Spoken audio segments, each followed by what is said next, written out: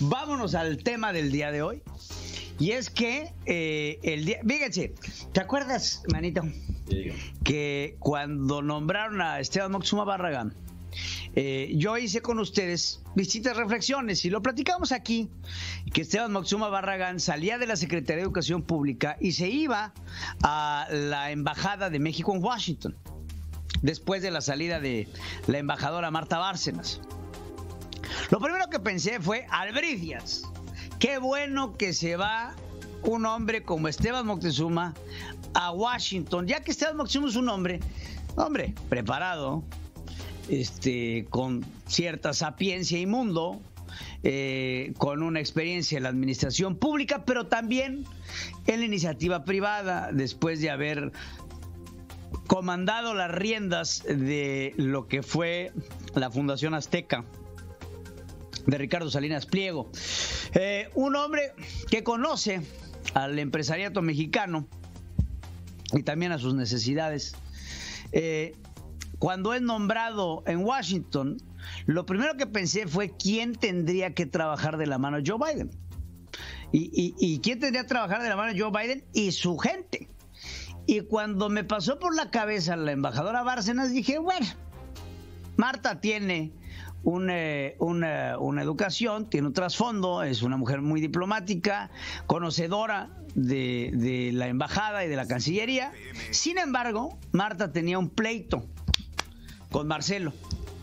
Y esta batalla la gana Marcelo, porque Marta acaba presentando su renuncia, Marcelo se acaba yendo como ganador y entrando un amigo también de Marcelo que lo ha conocido a lo largo de esta campaña electoral, que es Esteban Moctezuma, y que estoy seguro que trabajarán de la mano y de manera conjunta. Dicho esto, me aterraba, francamente la palabra era terror, ¿quién quedaría al frente de la Secretaría de Educación Pública? Porque en esta Secretaría, pecata minuta uno, está el porvenir de lo más importante para generar el cambio social, político y económico que tenemos en nuestro país y que necesitamos en nuestro país, la educación. Entonces, ¿quién quedaría al frente de tan enorme encomienda? El día de hoy se da a conocer y témome decirles que después de lo que escuchará, le voy a brindar también, gústele o no, mi opinión. Voy a dar a conocer el día de hoy la decisión que tomé para que en la Secretaría de Educación Pública se desempeñe como secretaria de Educación Pública la maestra Delfina Gómez Álvarez. Ella va a ser la próxima secretaria de Educación Pública. La maestra Delfina pues tiene esa profesión, es maestra, empezó como maestra de grupo, maestra de primaria, en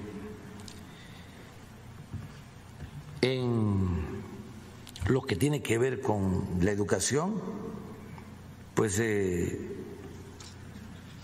tiene esa experiencia de ser maestra.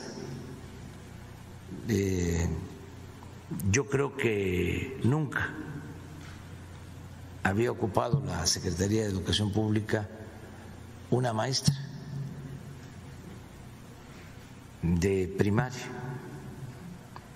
Desde luego han habido maestros universitarios, pero maestros o maestras de primaria, de grupo, creo que nunca.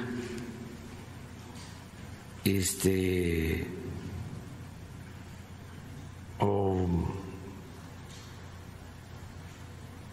pocos, porque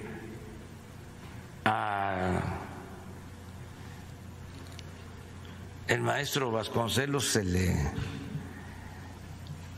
decía maestro José Vasconcelos, pero era abogado de profesión. y fue un gran maestro, desde luego, y otros maestros, pero de primaria. Bueno, a ver.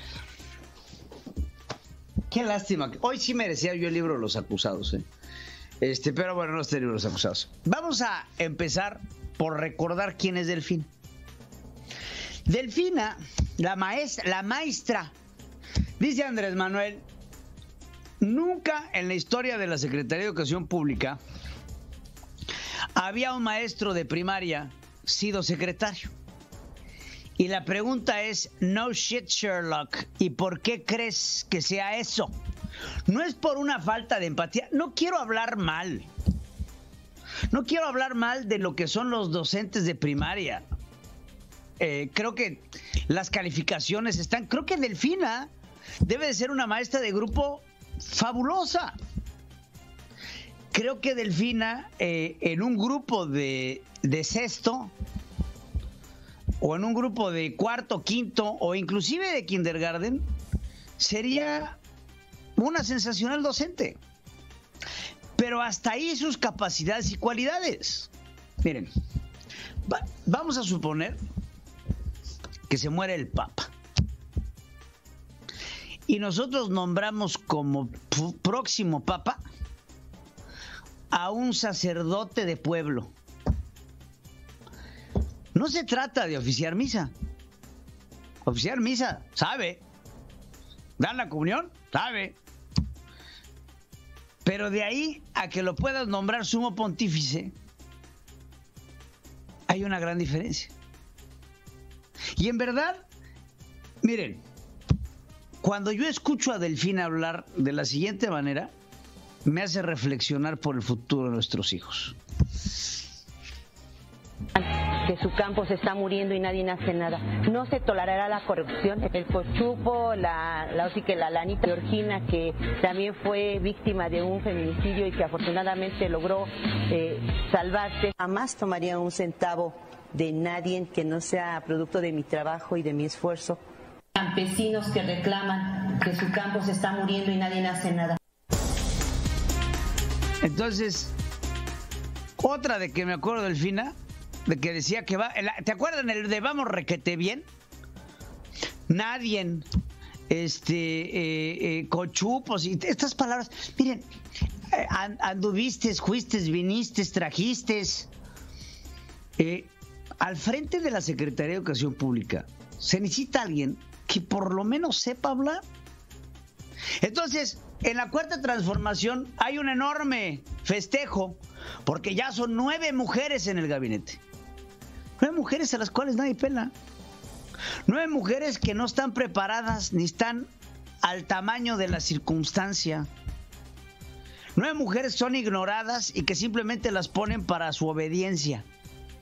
Y díganme ustedes, las feministas, ¿esta es su lucha? ¿Su lucha es tener mujeres en el gabinete por el simple hecho de ser mujeres? ¿O deberíamos de comenzar a buscar personas que estén a la altura de la encomienda? Porque digo, si no es suficiente la ignorancia de Delfina, porque para ser secretario de Educación Pública tienes que tener educación de nivel. Si no es suficiente con la precaria educación de Delfina, tenemos que hablar de sus constantes acusaciones de corrupción.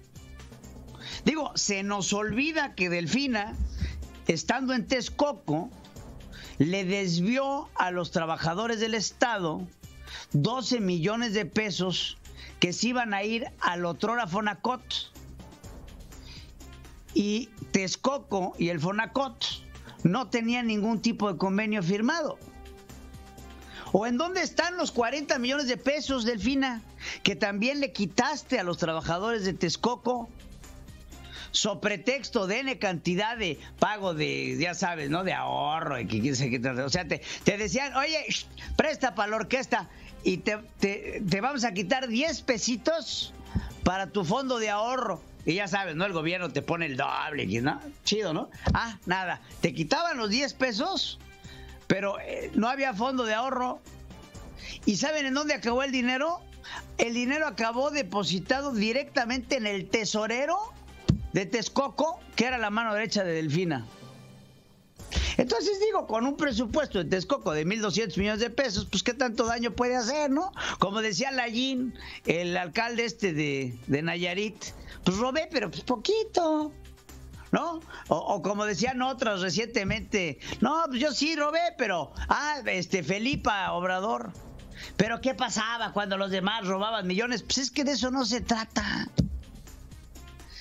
Cuando ves a la Cuarta Transformación y te preguntas, ¿hay pago de favores en la Cuarta Transformación? No, ay, ¿cómo vas a pensar?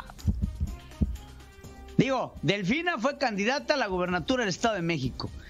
Si en algún momento, y aquí entre usted y yo, pensó Andrés Manuel que le iba a ganar el Estado de México al PRI,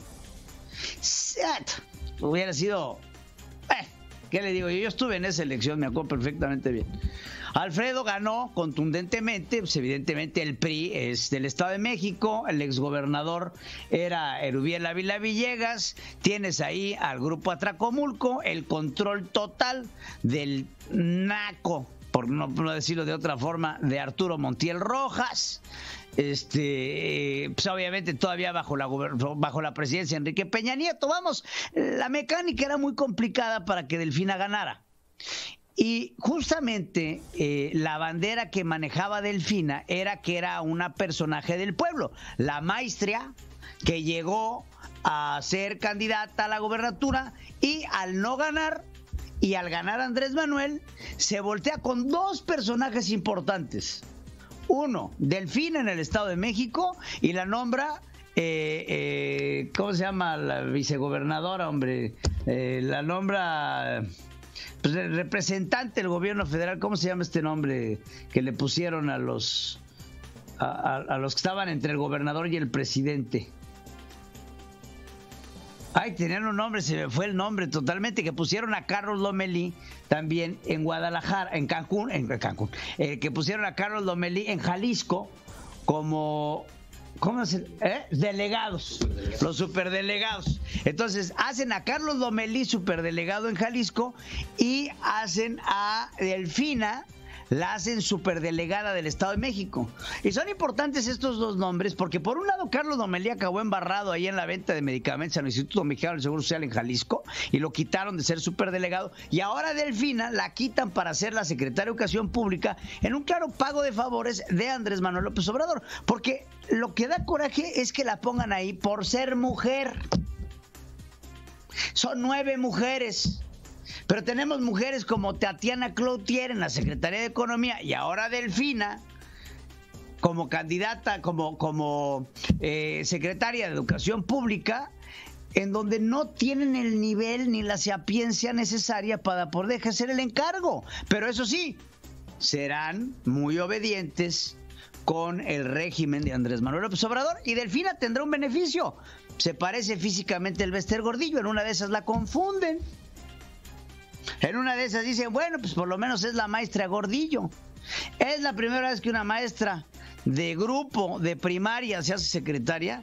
Piense usted por qué, señor presidente. Piense usted por qué es esto. No es nada más al azar. Grandes maestros de primaria hemos tenido, grandes profesores hemos tenido, pero ninguno al frente de la secretaría, porque es darle el poder a un porro. Con el debido respeto que me merece la maestra Delfina. A mí no me echó nada. Y ya salieron aquí los comentócratas de la Cuarta Transformación a decir que nosotros, la prensa, salimos a clasistas a hablar mal de Delfina. Y no es hablar mal de Delfina, es establecer su condición. No dudo que estemos llenos de buenas voluntades, pero las buenas voluntades de ellas está pavimentado el camino al infierno. No debemos estar llenos de buenas voluntades. Si piloteando el avión ponemos a la azafata a volarlo, pues tenemos un problema. Oye, es que es parte del crew. Sí, es parte del crew, pero no es piloto. En este caso, Delfina no es piloto y no debería de estar al frente de la Secretaría porque no cuenta con las cartas credenciales, porque no tiene las capacidades. Y no es ser clasista y no es ser machista, es simplemente ponerle el nombre a lo que es su condición.